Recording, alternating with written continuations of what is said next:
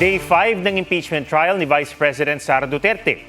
Hindi na iaharap ng prosekusyon bilang testigo sina Office of the Vice President Chief of Staff, Attorney Zuleika Lopez at Captain Belinda Bello ng Legislative Security Bureau ng House of Representatives. Inanunsyo yan ng Counsel for the Prosecution na si Attorney Lorna Capunan bago mag-adjourn kanina ang impeachment trial. Anya, magiging redundant kung paharapin pa sina Lopez at Bello matapos ang pagsalang nina NBI Senior Agent John Mark Calilong at NBI Regional Director Attorney Jeremy Lotto. Gayon din ang mga paglilinaw at mapanuring tanong ng mga Senator Judge. Nakataktasan ng humarap ngayong araw si Lopez at bukas naman si Bello. Sa halip, guguli ng Day 6 ng trial sa oral arguments kaugnay sa hiling ng prosekusyon na ipasabpina ang kahong naglalaman ng tax records ng bise at ng kanyang asawa. Sa Lunes, July 20, pinaharap ng Senate Impeachment Court si NBI Director Attorney Melvin Matibag. Hindi naman tinigilan ng cross-examination ng depensa ang ikalawang testigo ng prosekusyon tungkol sa pagsiyasat ng NBI sa pagbabanta ni Vice President Sara Duterte maging ang umano'y banta sa kanya. Naungkat din kung sino ba ang pinatutungkulan ng Operation Romanov o umano'y planong pagliligpit. Ang pamilya Duterte ba o ang pamilya Marcos? May report si Ian Cruz. Sa day 2 ng cross-examination kay NBI Regional Director Attorney Jeremy Lotto, muling ipinalabas ang November 23, 2024 online press con ni Vice President Sara Duterte. Tanong ng depensa, nag-imbestiga raw ba agad ang NBI nang mapanood ng video na may pagbabanta sa buhay ng bise? Specifically at that live stream moment, no sir. Hindi pa namin alam yun, sir. But later on, you said you did an investigation. So are you admitting that there were threats to the life of VP Sara? Precisely, that's the reason why we sent a December 2, 2024 letter for VP Sara to shed light on our investigation. Punto pa ng depensa, may hugot ang galit ni VP Sara kaya nakapagbitiw ng mabibigat na salita. Hindi naman daw isinantabi ng NBI ang banta sa buhay ng bise. We tried to invite Princess Maui to shed light doon sa sinasabi nilang Romanov.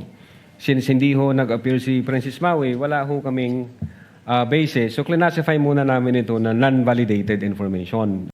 Ang tinutukoy na Romanov ay ang huling imperial family ng Russia na napatalsik noong 1917 sa Russian Revolution at noong 1918 ay pinatay ng mga Bolshevik. At ang ibinigay na konteksto ng depensa sa Operation Romanov ay isang plano para iligpit ang pamilya ng bise. Nagtaka naman si Senator Judge Raffy Tulfo dahil ang pagkatanda niya, si Davao City Mayor Baste Duterte ang unang nagbanggit nito. The word Romanov came from the mouth of Mayor Baste Duterte na para bang binabantaan niya yung first family. Hindi na ipinalabas sa trial pero ito ang public speech noong January 2024 ang tinutukoy ni Duterte.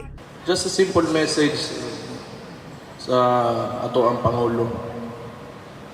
From now on, before you go to bed, think of the Romanovs and think of what happened to you in 1986.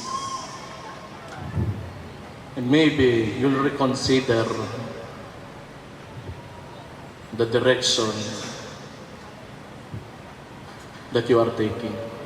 Pero si Senator Judge Alan Peter Cayetano sinabing huwag basta isiping pinagbantaan ng alkalde ang pamilya Marcos. There's a thin line between a warning and a threat. Mayor Baste was doing a parallel ng 1986 na paalis yung mga Marcoses via revolution. Ang Romanovs, inubos sila para nga hindi balik. At kung totoong nagbanta man daw ang kapatid ng bise sa pamilya Marcos, nagalit na raw sana ang kapatid ng Pangulo na si Senador Amy Marcos at dapat nagsampa ng kaso ang Presidential Security Command laban kay Mayor Duterte. Nagtanong naman si Senator Judge Pia Cayetano tungkol sa konteksto ng grave threats. Dapat ba na ang supposed victim nakaramdam talaga siya ng threats?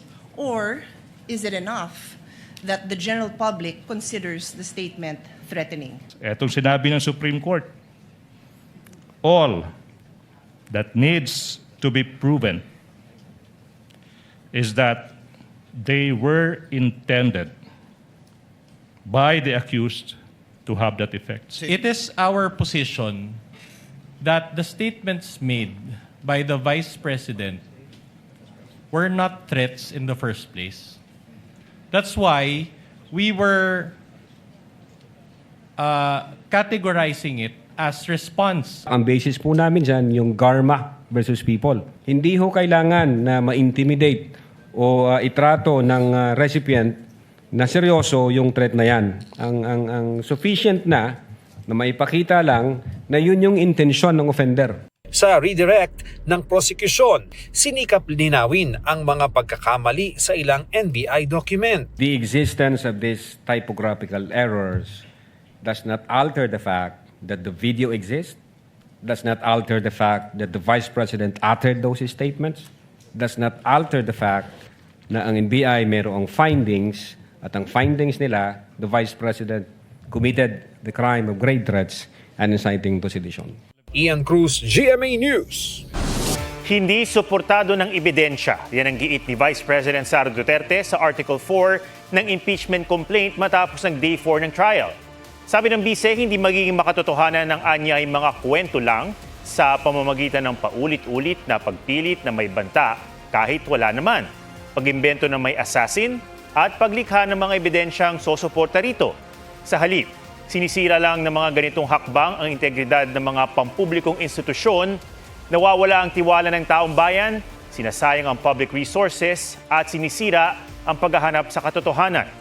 Punto ng bise, ang impeachment proceeding ay dapat nakabatay sa mga mapagkakatiwalaang ebidensya at hindi sa mga espekulasyon, gawa-gawang kwento at mga di suportadong aligasyon.